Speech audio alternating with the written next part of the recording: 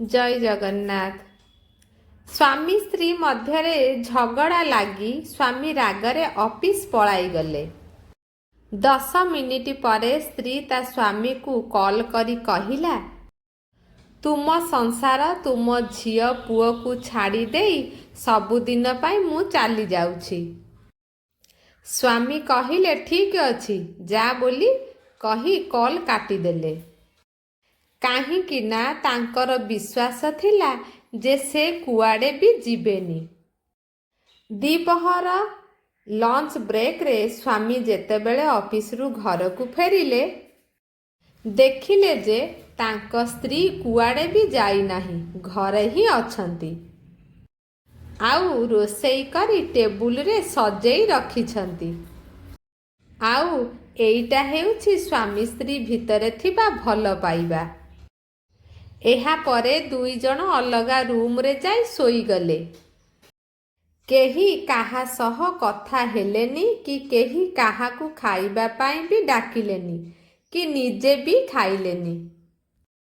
आउ एइटा हेउछि स्वामी स्त्रींक भितरे थिबा अभिमान। संध्या बेले स्त्री पिलांकु ट्यूशन नेई गला। एइटा हेउछि स्त्रीर दायित्व। एपटे बिचारा स्वामी को प्रबल भोक लगी जाई थाए। तापरे डाइनिंग रूम को जाई देखिला जे टेबुल उपरे दुईटी प्लेट अछि आउ दुई ग्लास रे पानी अछि। आउ खाइबा भी सेई साइड रे अछि, किंतु सेतेबेले से खाइलेनी।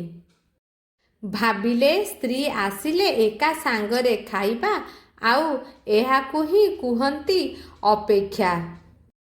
तापरे स्त्री रूम को आसी मेसेज कले जे तुमे जेउ कारण पाई खाइन मु भी सेई कारण पाई खाइनी।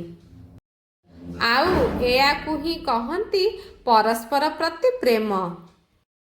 केवल प्रेम भल पाइबा देई संसार चालेनी। संसार चालिबा पाई हेले दरकार विश्वास, अभिमान, दायित्वबोध ओ अपेक्षा। कौन सांग माने ठीक कहली ना?